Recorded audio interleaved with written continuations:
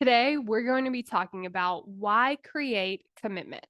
So, I want you to think about something that you're already committed to doing.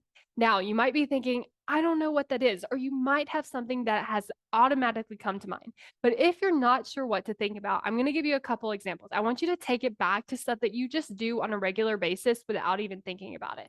So, for example, you're probably committed to brushing your teeth. Every day you brush your teeth, you don't think about it, you don't question it, you just brush them and then it's done. You might be committed to making sure the dumpster is by the road so that when the truck comes by, it can pick it up. Like you're like, oh, I don't want to miss that day because then the trash won't get picked up. And so I want you to think about these things that are very simple that you're like, okay, you know what? I am committed to doing those things because then when you can look at that, you can then compare it to the thing that you're doing that you aren't committed to. So let's take the brushing your teeth, for example. There isn't this debate about it. It's like, okay, I'm going to brush my teeth. I do it. I don't even have to really like schedule it in. I don't have to like check it off. It's like very simple. I just brush my teeth. I make sure I get it done. There's no drama about it. There's no debate. Are we going to do this? There's no disbelief. Like, can I not? It's just very clear and it's very simple. And now I want you to think about that thing that you're not committed to. Because what can show up is like, I don't know if this is going to work. So there's like this, like starting and stopping. There's this, I don't know if this is going to happen. There's this piece where you're like, should I take this action? Should I not? Sometimes I do, sometimes I don't. There's like all of this. There's this indecision in their head. There's so much doubt. There's so much disbelief.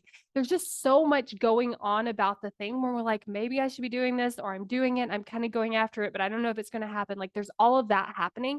Oftentimes it is so much easier to be committed than it is when you're not committed. Because when you're not committed, you end up spending all of this energy in your head. And so, what actually ends up happening is it makes it so much harder. It makes it so much more draining. It makes it take so much longer. So, the reason that I like commitment so much is because when you do that, you cut out a lot of that. Because when you're committed, you show up, you're celebrating yourself, you keep going and you keep taking the actions, you end up having way more fun. And when you're having way more fun, what ends up happening is you keep going and then you're more likely to achieve your goal.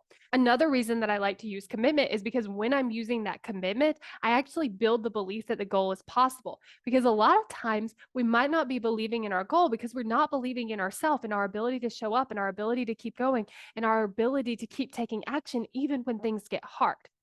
And so, if you want to develop more of this commitment, then make sure you get on the waitlist for my course, How to Create Commitment, by going to createcommitment.com.